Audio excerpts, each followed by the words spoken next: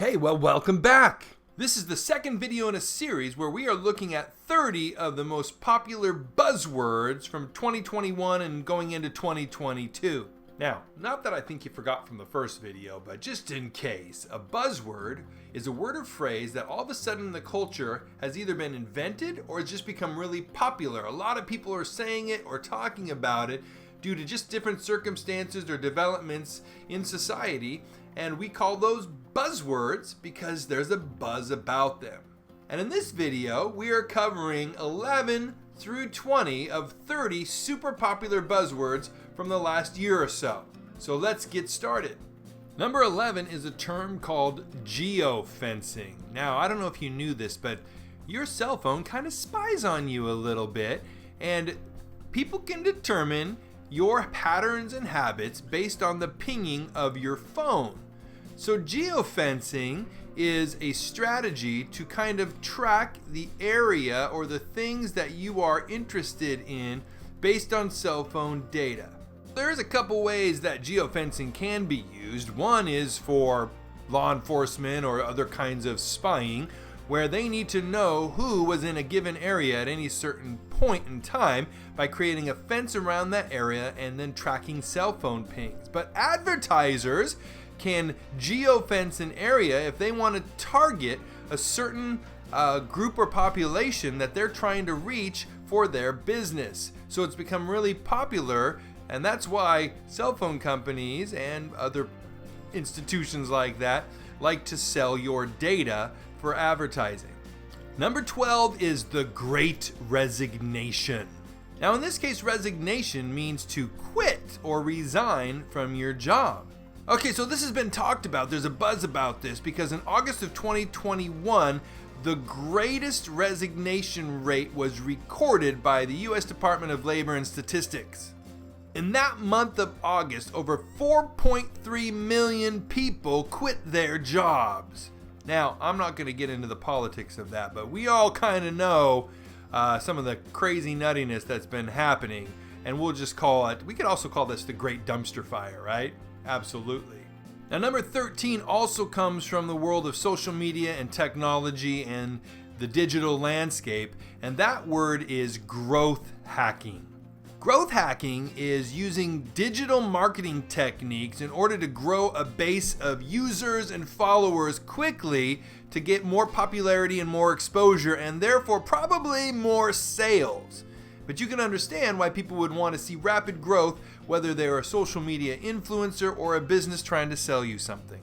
So 14 is the term hybrid work. This is another term that's come to popularity thanks to the pandemic, but when people were starting to consider going back to work in 2021, some companies were trying to weigh their options and trying to maybe find a balance of in-person or rotating people into the office while others worked at home. So there's been a lot of experiments in business as to really how to best not only bring people back to work, but also try to maybe be a little safer in some of their practices.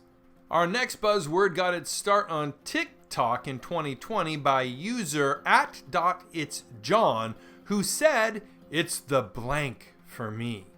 Now in 2021, this saying went viral on both TikTok and Instagram as a way to insult other users' videos and posts. So what people would do is they would look at some aspect or some part of a video, something going on in it, that they most were bothered by or disgusted by or thought was horrid, and say, "It's the blank for me." So they might say something like, "It's the dumb stare for me, it's the horrible outfit for me, it's the long dramatic pauses for me," whatever, but as a way to kind of critique or criticize something about a video that someone else posted. The internet can be so cruel. Please put cruel comments below. Just kidding, please don't. I'm a very sensitive soul. Buzzword number 16 is languishing. Maybe the best way to describe languishing is meh. It's just a period or a feeling of just like restlessness, but also not being motivated, kind of apathetic. You just got nothing in ya to give. You just So languishing isn't necessarily good or bad, but it's just kind of spinning your wheels and just feeling like nothing's really happening. And if you were in distance learning at all, you probably know exactly what that term languishing means. Number 17 is actually a probably well-hated buzzword because it doesn't really add much to conversation or mean much at all, and that is low-hanging fruit. Low-hanging fruit actually could be one of two things. One would be anything that's easy to do, that doesn't take much effort or much strain. It's just like the easy task that you might have in a job that you just want to pick off first before you get into the hard stuff. Also in business though, low-hanging fruit are those customers or people that you can gather or sell to right away without much effort. And once you go through those, then reaching other people becomes a lot more difficult. So it makes sense when someone goes into business that they first want to get the low-hanging fruit, those people that are easy to connect with and sell to, before they tackle some of the harder ones that they have to have a breakthrough for. Our next buzzword also comes from digital marketing or online internet kind of trying to track or get customers for your business, and that is called the marketing funnel. Now, interestingly, this is almost like an umbrella term for strategies like geofencing from earlier in our list, where what you're trying to do is narrow down your best chances at getting and retaining customers. So you could see that as a marketing funnel, geofencing could work, but also keyword searches and also advertising in specific areas or to specific markets is another marketing funnel in action to try to really get the most bang for your buck when it comes to advertising dollars. 19 on the list is the buzzword metaverse. Now you might just attribute this to the company formerly known as Facebook becoming Meta and creating the metaverse, which is a VR immersive environment where you can just gather and meet people and talk and do all kinds of things, I suppose. But this term has actually been around a little bit longer than that. Facebook just kind of brought it to the forefront with what they're trying to do with augmented or virtual reality. Now, one way to understand that is, yes, kind of like a video game, all immersive environment where people can interact. But some people use metaverse to talk about places that they can meet up and exchange and sell cryptocurrencies and things like this. So it does have a broader meaning than just what Facebook is bringing to the table.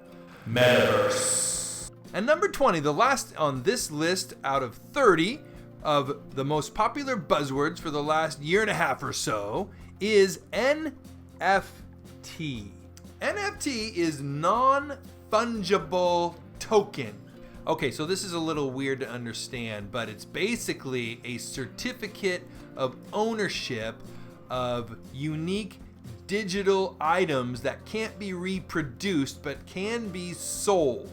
So this could be art or music or games, but the idea is if you have an NFT for something, then you own it and it can't be copied and passed around the internet. I have no idea how that works, but apparently it can have its own unique signature or something, and then it's yours for good until you sell it. Okay, so those are buzzwords 11 through 20 out of a list of 30 of popular buzzwords from 2021 and 2022.